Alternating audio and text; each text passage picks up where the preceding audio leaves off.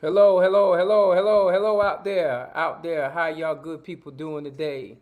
This is Jimmy J. Jimmy J. It is what it is, and we're here to have a good, healthy conversation for the next 58 minutes to talk about what we need to be talking about in our community to make the community better for me and you. And so I'm asking you to go out there and share, share, share. Make sure you tell your cousin, your auntie, your sister, your brother, everybody in your circle to make sure they pay close attention to what we're going to be putting down today on It Is What It Is. We got to be moving smart and not stupid in this world. We got to be doing a better job. And shouts out to everybody. Shouts out to my producer who's making things happen behind the background. I don't give them credit enough. Shouts out to ATR for making sure they have this platform. It is what it is, and we're going to have an enlightening show today. We're going to have a good show today. So I'm asking you to go out there and share, share, and share, and share alike. And so if you didn't know who I am your host for It Is What It Is. I am Jimmy J, and I'm going to discuss those topics we don't normally talk about or discuss in our confines in our communities to make sure that we have a better understanding of what we need to be doing to make our community better for us. And so, I'm just appalled. I'm just appalled at the same time.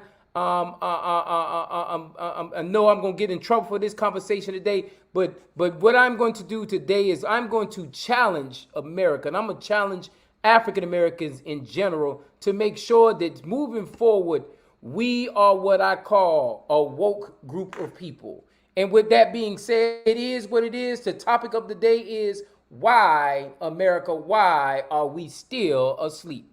I know y'all don't want to hear that today. I'm not going to preach a promise. I'm not going to be long winded on this conversation, but I know a lot of people want to know the conversation we're talking about. Why in America are black people still asleep? Why are we not waking up and doing what is right for our communities, doing what is necessary in our environment that we share to make sure that those people who are in the community getting the fair share? And so when I talk about why are we asleep, I come from an educated background. I come in a house of an educator. So, acronyms was something that was real big, huge in my family. And so when I say sleep, why are you sleep? Stuck losing emotionally every day, people. I don't know why.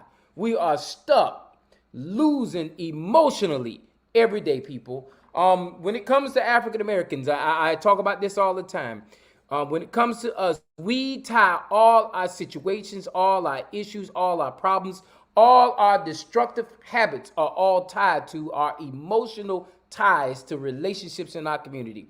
We refuse to sometimes let things go.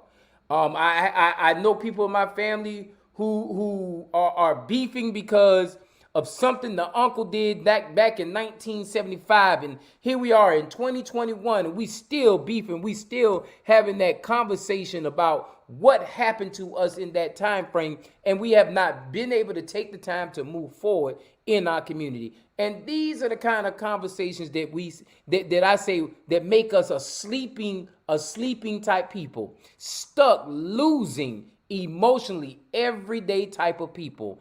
And so if we're asleep, that means we're not awoke to be able to get what belongs to us. And so when we are asleep, we don't always go out there and find the right people to lead us when it comes time for leadership. When we are asleep, we miss out on opportunities, financial opportunities that can be fixing our community, that can fix our community. When we are asleep, we miss those opportunities of being able to become social giants or bigger giants in America. And so we're going to concentrate on sleep. And then at the end of this discussion, we're going to talk about the opposite of sleep, which we coined the word so much that I gave it its own acronym as well. And that acronym is it's time for us to become awoke. And I don't know what my acronym is, but I'll get to it in just a second. But it's time for us to be awoke type people. And when I say awoke type people, I'm talking about a kind of people that is willing to work on keeping everything. That's what woke means to me. Work on keeping everything. And so we have to get out of our sleeping state of mind, and we have to get to a conscious woke state of mind. And when you're talking about woke, we're talking about working on keeping everything. I didn't say some things. I didn't say no things. I said work on keeping everything. And working on keeping everything is understanding, no, I'm not going to tell you to keep up with them Joneses, because the Joneses trying to keep up with everybody too. When I'm talking about when you working on keeping everything, that means things in your environment, things in your community, things that you can touch, things that are tangible to you. Keeping those things as long as possible in your own community so it can have its circulation within your own confines and your own restraints. So therefore, it's not being given away to somebody else out there. Now, I understand that y'all wanted somebody to go out there and bash one group and beat up on another group, but today is not that kind of day. Today, we're going to talk about the difference between being asleep and being awoke. And so I'm going to leave sleep up there because you know what? We need to be seeing what sleep is in our community. Stuck, losing emotionally, everyday people. You see, those are the individuals who refuse to take the time to do what's right to fix the things in their community. They stuck on stupid, as we like to say. When we talk about how government works for us, how government truly works for us, if we're not asleep and we're what you call woke, working on keeping everything, when we're a woke people, then guess what? We understand we have to strategize to keep the necessary things in our community to our community and for our community to build on our community. We must stay woke because working on keeping everything is the counterproductive component to being asleep, which is stuck, losing emotionally everyday people. And so those are the kind of people we want to try to avoid. Those are the kind of people that won't move the narrative forward. They're content with being accepting the things that have come before them, and we're content. We're accepting our conditions, and we have to get past that, people. I know y'all don't want to hear that today. I know y'all want to hear me bash and talk bad about somebody, and Billy shot John, and John jumped off a bridge, and Sally slapped Annette. We're not here to talk about that. Today we're going to talk about what we need to do to get out of our sleepy habits and what we need to do to become a woke people. You see, a lot of us will get out there and say, I'm woke, and don't even understand what the term woke really means. To be woke means you're conscious, you're understanding what's going on in your environment. You're not just conscious to see what your eyes see, but you're conscious to see not just the surface level, but the things that are deeply rooted under the surface that are really inhibiting and hindering you from progressing. But y'all don't want to hear that. Y'all want to hear about how we want to talk about this person and talk about that person. Being woke means you have to set a different standard. You have to set a different set of principles, guidelines, and you have to set the tone to change the narrative that is before you. Being woke is being conscious, but a lot of us don't want to be conscious. A lot of us just want to go ahead and throw rocks because guess what? Pretty much that's how the enemy works, because the enemy throws rocks at you, so you just want to throw a rock back at them. But to be conscious or to be woke as we really want to be, we have to get out of the sleep mentality. You see, I'm going to break these words down. See, stuck means you ain't moving forward or you're moving backwards. You're stuck. You're stuck in the rut that you're already in. You already understand in your mind frame that you feel that you cannot move forward and you cannot move backward. You are stuck. And most of us are stuck on stupid. We stuck in the mind frame that we had back in the past, and we too small-minded to move the narrative we need to be moving. The second word is losing. See, there's an opposite to winning. You can win no matter what, but the opposite to it is losing. And a lot of us are content being losers. A lot of us accept losing because you know what? We don't really know how it is to win. And so when we stuck on stupid and we're losing, we're already understanding the conditions that are given to us are not fair for us, and we're not going to get a chance at anything to move the narrative forward. The third word is the most important word for us. And the third word brings up my favorite word, emotionally. Emotionally comes from emotion. Emotion make you cry sometimes. Y'all know that song. The thing about emotions is this. We work in emotions, and a lot of that is tied to we don't work in economics. The other E is more important than the E we're talking about. And when you have emotional decisions, that's what drives the narrative to sometimes work against us and not in our favor. And so that word emotion is so important, because what we have to do is we can't not be emotionally driven into decisions, and we're not allowing ourselves to move forward because we've already lost, or because we stuck, and then we stuck in our feelings, we stuck in our emotions, and we're going to continue to lose. You see, emotion is the one thing that kills our community, because emotion will drive you into relationships. And when we start talking about relationships, when we get into our relationships, we are afraid to break the trend on relations because of emotion.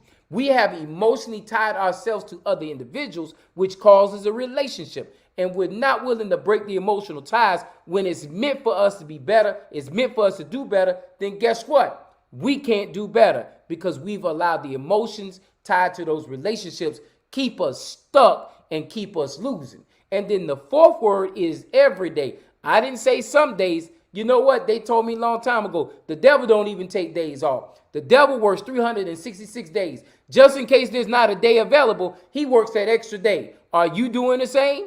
Are you trying to make sure that you're not sleep on weekends, or sleep on holidays, or sleep on made up holidays and made up weekends? Are you not being sleep out there? You see, when you are fighting, you have to fight every single day. You have to be fighting so bad that when you sleep, you fighting.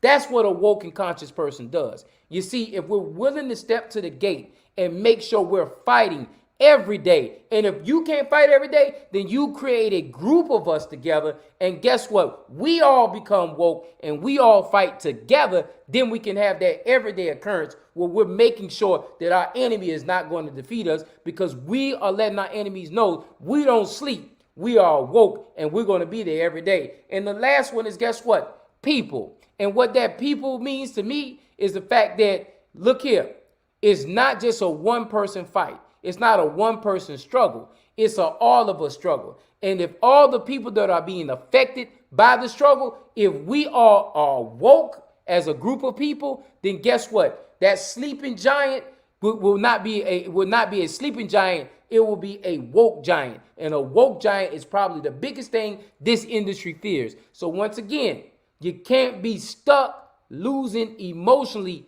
every day, people. You have to be a woke people, working on keeping everything. Because if you're working on keeping everything, then you let nothing go. And that's what I wanted to talk about in the first 15 minutes of this segment, because it's so important for us to understand that we become a woke and conscious people, working on keeping everything, and not be stuck losing emotionally everyday type of people. And so with that being said, that was my starting point. That was my beginning point. I don't see any comments in the thread, so I'm going to go ahead and move to my next subject. And let me get to this screen. Let me get to my screen. Let me get to the banner. And shouts out, Miss Producer. That's on me. I'm going to make sure you got everything moving forward. And so these are the two subjects moving forward. There will be two topics that we will be talking about. So when we talk about doing it what it is show, what we're going to do is we're going to talk about the topic for the day.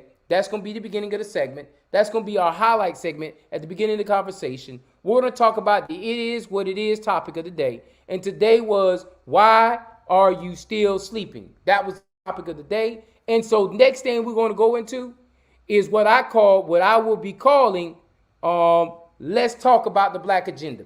You see, the last couple of months, the last couple of weeks, anybody who's had any kind of conversation with me, any kind of agenda piece with me, I say we're not going to move anything in the Black community until we develop a Black agenda. Now, mind you, they developed a Black agenda during the Black Panther phase.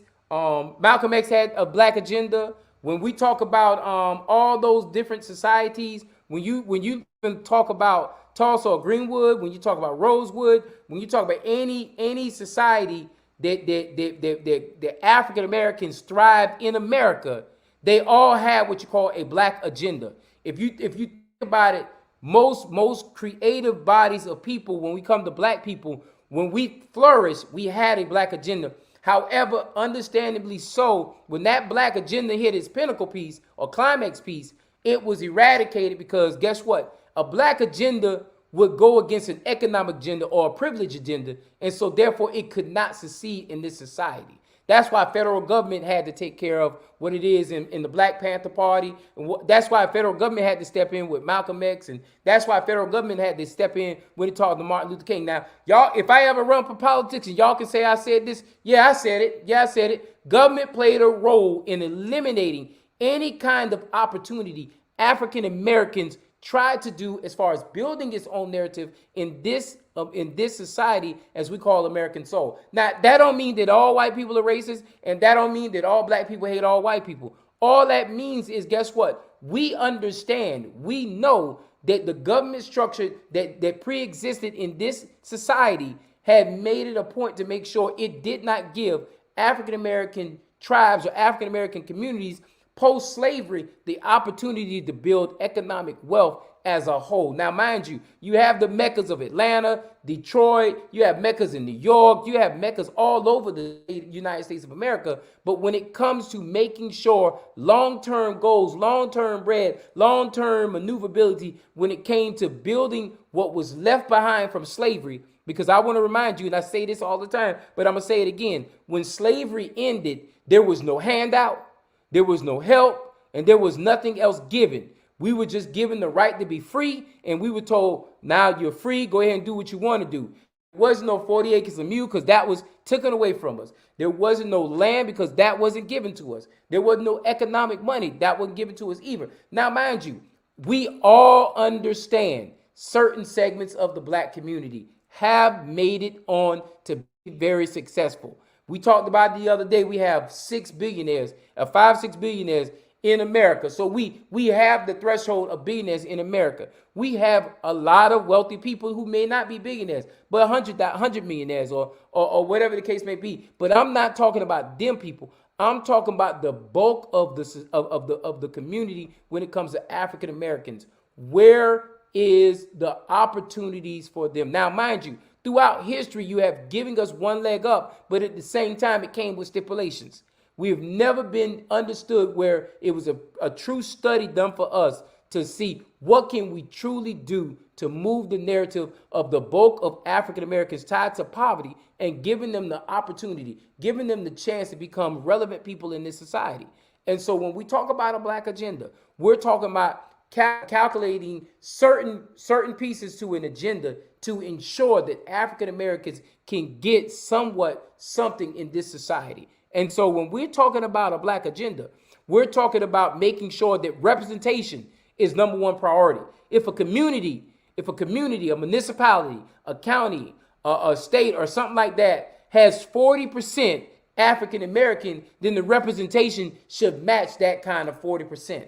It shouldn't even be a clause of having misrepresentation in leadership, because the problem with misrepresentation in leadership, if your leadership doesn't match the body of people it serves, then guess what? The message, the needs, and understanding of what the leadership can move forward on is not going to be met, because guess what? Leadership has to reflect what the community has to give. And so that's the first component I would say about a black agenda. That's why it's so important for me to make sure that we're documenting pieces throughout the country of United States of America. And hey, there's probably some other pieces out there too that we can use to create a black agenda. And once again, this is not an anti-white agenda.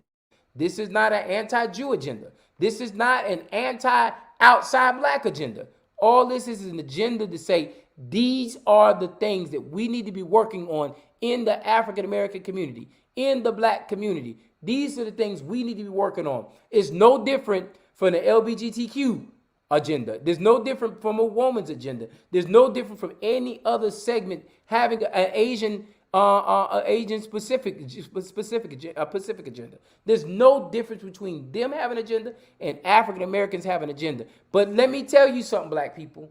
A part of that agenda, a big part of that agenda is African Americans have to step up. I'm going to say it again. Have to step up and make sure that we're building an economic base for future generations. What we need to do is we need to be teaching economics to the next generation. Economics is understanding how the dollar works and not just receiving a dollar or receiving a wage. Economics understands when you take a dollar, which equals 100 pennies, which is 100%, taking that 100% and making sure that you take care of bills, or you take care of responsibilities, or you take care of clothing, and not doing it backwards where you take care of clothing and take care of bills. It's understanding how that $1 bill or that 100% of your economics works. It's understanding how the education system plays into that whole thing. And I'm not just saying going out there and telling everybody getting a college degree. I'm saying how you're educated on how money works and making sure you find money that when you're asleep, once again, because we're going to have people who still sleep. When you sleep, when you wake up or you're awoke, then that money is making money for itself. And so that's so important for us to understand economics. I'm going to whisper it for Tanya how. Economics. You have to understand economics, because if you're not playing in the part of economics, we're going to keep losing out in this society. And so that's what we're talking about when we're talking about a black agenda. Understanding the narrative of a black agenda is so important. And so what I will be doing once again is the first thing we'll be talking about today. For example, we talked about the topic of the day. Why are you still asleep? Why are you still asleep? Why are you still asleep? You know, why are we still in the unconscious phase of life? And the second part is, let's talk about the black agenda. And so we're going to talk about the black agenda for the next few months, because you know why? It's so important that going into May's election in the state of Georgia, May 24th is going to be an election for the state of Georgia. That's when we're going to determine who the representation is from the Democrat and Republican Party, and then Libertarian may show up, and that's who we're going to know is going to be on the ballot for November to determine how the economics is going to move forward January 1st of 2023 for the state of Georgia. And so important that we start having these conversations today before Christmas while those ships are out there in the ocean. It's so important to talk about those things right there, because all those things feed into a black agenda, and understanding what the black agenda and how it's affected by who we choose to be our leadership is so important. And it's so important for us to be able to understand when I come and catch you in the street and I ask you, who's your congressman? You ought to be able to tell me who your congressman is. Who's your mayor of your city? You ought to be able to tell me who your mayor of the city is. Who is your county commission? And who is your commissioner? You ought to be able to tell me those things, because if you're not able to tell me these things, then you're not thinking about your own politics. And there's no use in talking about a black agenda, because if you're not willing to understand how the black agenda pays into your own pocket, we're going to keep losing in this society. I know there's a lot of Jews out here I'm dropping right here, but the second part, like I said, the first part, it is what it is topic for the day, and we talked about it. Why are you sleeping? The second thing we talked about is, let's talk about the black agenda, and I've given you 10 solid minutes about the black agenda and what we're going to talk about. I'm not going to go deeper than what I am today, because I am building an audience starting next week. We're really going to be pushing the show. The reason why we're going to start pushing the show is because I finally gotten out the time that was holding me up from being able to put a full lot of time into this piece right here, so we can make sure that we're doing everything we possibly can to get you out there in this audience to understand it is what it is, and it don't have to be that way. But if we're willing to make sure we're not asleep and we're talking about that black agenda, we can be successful. And the third and the final thing that we're going to talk about is Jimmy J's Journeys. Basically, what Jimmy J's Journeys is all about is Jimmy J is going to be going around his community. My community, if you don't know, is Chatham County. My community, if you didn't know, is the first congressional district. My community, if you didn't know about it, is all the way to Atlanta, Georgia, all the way down here. And Jimmy J's Journey is going to give a highlight of what I've done between today, when I get off this platform, and Monday. Today and next week, Friday, is going to be Jimmy J's Journey. And I got this little gray book right here. This is what I call Jimmy J's Journey. This is going to be my journal. This is going to be my journey for Jimmy J's Journey. So I might have a conversation about Chatham Area Transit. I might have a conversation about redistricting. I might have a conversation about election. I might have a conversation about schools. But Jimmy J's Journey is going to highlight and keep an eye on what's going on in Jimmy J's world. And so it's very, very important for you to make sure throughout the week, give me a call and say, hey, Jay, look into this for me. Hey, Jay, look into that for me. Hey, Jay, my taxes are high. Hey, Jay, my transportation is not working. Hey, Jay, whatever it is, for you to be able to do anything you have to do to get Jimmy J to put documentation in his journey, and his journey will actually be what we reflect during the last 10, 15 minutes of the social hour. So the first 15 minutes, we're going to concentrate on the topic. It is what it is topic. The second 15 minutes, we're going to talk about the Black agenda, and we're going to do that all the way through May. The Black agenda, and we're going to be building what we call the Black agenda up. So people, I'm going to stop talking about it, and I'm going to have the people help me build this Black agenda. And then the third topic we're going to talk about is Jimmy J's journey. Understanding where Jimmy J needs to go out there and visit, where I need to be driving around, and it's going to talk about it. So example, for Jimmy J's journey, what Jimmy J has been working on the last week, it has been redistricting. And so guess what? There's a lot of gerrymandering. There's a lot of BS. I can cuss on this show. There's a lot of BS going on. There's a lot of gerrymandering going on. There's a lot of coonery going on as far as the lines are concerned when it comes to redistricting and reapportionment. Now, y'all may not understand what redistricting and reapportionment means, so therefore, Jimmy J is going to explain it from his journey. When you're looking at reapportionment and redistricting, reapportionment is taking the whole map after the census tract, taking the whole map of the state of Georgia, for example, and I'm only going to stay with Georgia, but it goes for all 49 other states too. Taking the map, and what you do is you look at the numbers. In the census tract, Georgia grew by 1 million people. So therefore, that means we increase our population by 1 million people. And so we didn't increase enough to get what we call another House rep. So we talked about this a couple of weeks ago when we talked about the legislative branch. You're going to have your 2 senators no matter what, because all 50 states have 2 senators, because you have 100 U.S. senators across the United States of America. So each state will have 2 senators. So that doesn't change because the senator runs statewide. And that will stay the same. However, the state of Georgia is divided into 14 equally populated districts, or what we call congressional districts.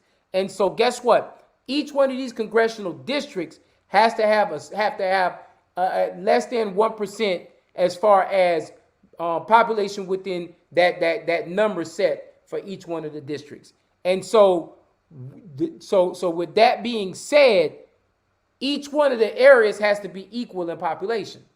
Now, whoever in the state of Georgia, the maps are drawn by the state house, which is the state house, the state house and the state senate.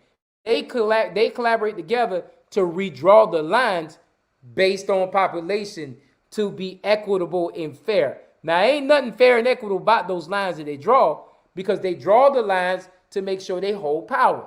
And I ain't never seen nobody give away power. I'm still waiting on that joker who just gonna freely give away his power. Even millionaires, when they have given away billions of dollars, they give away billions of dollars because they owe billions of dollars or millions of dollars, whatever they owe. Bill Gates didn't just give that money away just to give it away. Bill gave it away because he understood that he had to pay taxes, and he rather give more money and not have to owe than have to owe and not give any money at all. And so when power gives away opportunities, very rarely does that actually happen in good mean structures. And so with that being said, you Republicans are actually in power when it comes to the state house and the state senate. And when you look at the governor is also Republican as well. And so when these conditions are all matched all the way down the pipeline, then guess what? They're going to draw those lines to make sure that they keep power for the next 10 years. Now, the unfortunate thing about that is this: no matter how you try to draw the lines to keep the power stroke in your hand, guess what actually has to happen? What happens during that time is people move. And probably about the 6th, 7th year of that whole structure of that map, people have moved and settled with those districts are actually winnable by the alternative party or their open situations. The issue that we have is getting people to step up and run for public office is the problem that we always had. And so when you don't have people willing to step out the gate and be able to run for public office, then you're just actually losing opportunity every single time. Every single time. You're just pushing the gate and you're not really trying to win. And so when we talk about Jay's journey has been working with Atlanta, working with our state reps, our state senators, not just here in Chatham County, but throughout the state of Georgia, working with county commissioners throughout the state of Georgia to have candid conversations to see, okay, when this map is drawn like this, we no longer can wait till 2030 to start attacking this stuff right here. Now, we can cry, we can complain about gerrymandering, we can cry and complain and say it was disproportionately given away, whatever. Okay, we can cry, complain, or we can say, let's find candidates, run people against these people, and see what the numbers and the lines really look like so we can make sure by the 6th year we can win these races. Because no longer can we allow people to just run without any opposition, because that's when you don't get good, sound government. And that's for the Democrat and the Republican and the Libertarian and Independent, because when somebody sits in a seat too long, they lose touch with the representation they should be really doing for you and me. And so with that being said, Jimmy J's journey the last 6-7 days has been concentrated on who is representing you. Who is going to step in the gate to represent you? Because in 2022, the state of Georgia, and we live in the state of Georgia, the state of Georgia is up for war. I can tell you this now. The lieutenant governor, the ag commissioner, the attorney general, the secretary of state, insurance commissioner, public service commissioner, and all 180 state rep seats, and I think it's 59 state senate seats, and are all up for re-election. And reapportionment is going to make this balance look real, real ugly. And what I'm encouraging people to do is, if you ever considered running for office, now is the time to run for office. If you're worried about losing, you're worried about the wrong thing, because you might just be the energy we need, the spark we need to be able to change the direction that needs to be served. There are a lot of angry people mad on both sides of the aisles, because guess what? We have not had good representation in either facets. So it's time, it's important, it's great for you to step up and be the voice that needs to be for us when it comes time for the election cycle to go through. And so those are the 3 things we're going to talk about. I'm being real simple, real short. I know we're not going to have a lot of questions. I know we're going to have a lot of dialogue this go around. But I'll repeat it again just in case you missed it. How we're going to break this segment show down is we're going to have the topic of the day. It's going to be the bulk, anywhere from 20 to 30 minutes. We're going to talk about the topic of the day. Today's topic was, why are you still asleep?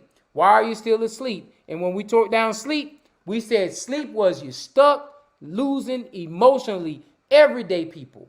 Those are the people that are asleep. It's people who are unconscious, people who are stuck in their ways, who are constantly losing, who are emotionally tied to relationships that are killing them. And they're every day not trying to do anything every day. And they're people in our community that look just like me and you. That is the reason why we stuck sleeping. We are sleeping stuck because we are stuck losing emotionally everyday people. And what we got to do is we got to get them sleeping people out of our community. We got to get them sleeping people out of our world. And we got to become what you call woke. Working, ongoing, keeping everything. It is so important that we stay woke, but not just, I hate when somebody, yeah, I'm woke, I'm with it. And then my thing is, when you look at what kind of efforts they doing, ain't nothing woke, ain't nothing with it, what they doing. And so I encourage you to make sure that you're doing what you can necessary to stay woke in this environment, stay woke in this community, stay woke in this world. Because if we do those kind of things, we can change the narrative completely. And so that's the first thing. Why are you still sleeping? We're not going to be asleep no more. We're going to stay woke. And the second piece is going to be my ongoing topic, a main event topic, maybe 10 to 15 minutes. We'll talk about it every single Friday. We're going to talk about, let's talk about the Black agenda. And we're going to break down different pieces of Black agenda that has come through this society. I spoke on it earlier. Malcolm X had a Black agenda for us at one point in time.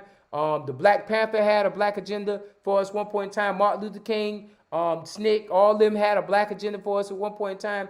We've had so many terms of black agendas throughout our society. A lot of these things actually work well for us. And not only did a lot of it work well for us, I can even tell you like this. Some of the programs from the Black Panther are still used in today's society, like the WIC system and all those different components tied to WIC system. A lot of that started what the Black Panther Party did, but they'll never give credit to the Black Panther Party. And I'm not here to tell you to join the Black Panther Party. So anybody who's trying to create language or any kind of in division with me and everybody else, you're absolutely wrong. What I'm saying is black agendas have already existed. In Egyptian times, we had a black agenda. If you really look at it in the Bible, we had a black agenda in the Bible. We just never concentrated and used those black agendas and continued to use them in today's society. And I think what we got to do is dust all those books off and bring all those examples of different types of black agendas that have flourished in our community. You talk about Tulsa. You talk about Durham, you talk about Wilmington, North Carolina, you talk about Rosewood, you talk about all these different societies in America during American time after slavery. After slavery, we had plenty of cities out west that had agendas that suited to make wealthy people amongst the black community. We can do that again. In Atlanta, Georgia, right now, they brought back Black Wall Street. They're bringing back Black Wall Street in Atlanta, Georgia. These are things that we can do across America. But the biggest thing I can ever say when it comes to the black agenda, the biggest thing I can ever say is economics. I'm going to say it whispering. Economics. That's from my favorite fan, Tanya Howard Hall. Economics. Because you know why? Economics is the biggest component we must do, because economics gives jobs to young people and gives them an opportunity to learn how to make economics for themselves. But when you see 30, 40% poverty levels, I can guarantee it attributes to 30, 40% African Americans are not in ownership of that community. I can assure you that right there. And the thing is, part of that black agenda is addressing government structures who are our government structures. If it's 40% African American, then that needs to be the representation on that government structure that represents you. And they ought to be putting things in line to actually build wealth in those disturbed, distraught communities like the African American communities. And I hate that. And you know what? Someone told me the other day, stop saying disenfranchised. You know why I don't say disenfranchised no more? Because in order to be disenfranchised, you had to be enfranchised first. And so you can't say you're disenfranchised if you never a part of the franchise. And so we got to stop saying language like that, and we got to start finding our own language. We did that so well up until recently, and then now our emotional ties have been getting the best of us in our community. And so we have to do better. We have to do better to see better. And like I said before, the last thing that we talked about is Jimmy J's journey. Jimmy J's journey is going to concentrate on what he thinks of and what he comes across over the course of the next 6 days. So when I log off this right here, whatever I start writing in my book, the Jimmy J Journey, this is the journey. This is the journey I will be carrying with me around to make sure I document everything there is. I'll also be asking people. I'm going to start tagging people. I'm going to start working people to make sure that they're paying attention to what this hour is. I promise I ain't going to slack no more. I ain't going to slouch no more, because most of the things that was holding me back from putting concentration, time, and effort into doing this show right here for you has been taken away from me. And so I can put more focus and effort to make sure I bring you the best 8 to 9 o'clock hour show I can do on a Friday evening. And so all the distractions are out the way. And so now it's time to play. And so with those kind of things, whatever is in Jimmy J's preview, it may be talking about Chatham Area Transit or talking about transit as a whole. It may be talking about affordable health care. It might be talking about how structures are not being maintained and kept in my community. And I go ahead and do a deep dive and find out that same thing is prevalent through other communities. It may be talking about how disenfranchised the voting process is and everything under the sun. It could be a lot of different things. It could be, but I want to make sure that I am concentrating solely on moving the narrative forward for you, my black and brown people, because it is so important that we get out of being the bottom of the totem pole and working our way somewhere in the middle. A good friend of mine said it's only 12 million African Americans in this society, and we still are at the bottom of every statistical category there is. And we've had more control in government in today's society than we've ever had before. And so it's time out for us stop looking back and looking away when people are not leading us in the way that we should be led. It's time for us to start moving the narrative forward. And so with that being said, I really didn't have a robust conversation today. We don't have a lot going on chat line out there. And so what I'm going to do is we're going to stop at the 45-minute mark today to give y'all an extra 15 minutes. Therefore, you don't have to spend a whole hour taking in all this conversation. We're going to stop at the 45-minute mark. And so at the 42-minute mark where we're at right now, we got 3 minutes left. Before I turn this thing over, I want you to understand why it is so important for us to make sure that we are doing what's right. And so therefore, when the topic said who I am today, I am a person who wants to see better change for our community. And in 2 minutes, let me give you the breakdown on that. We have been failed by media. We have been failed by leaders. We have been failed by the church leaders. We have been failed by everybody under the sun. But what are you going to do different moving forward to make sure that you are getting the best out of what represents you? That's my challenge to you today. That's my challenge to you to challenge somebody else, because we have to stop accepting what it is, because it is what it is, because you accept what it is. And so my thing today, my piece today is, who am I today? I am here to ask you the question, who are you? And what are you going to do different that's going to move the narrative forward? I don't have anything else to say.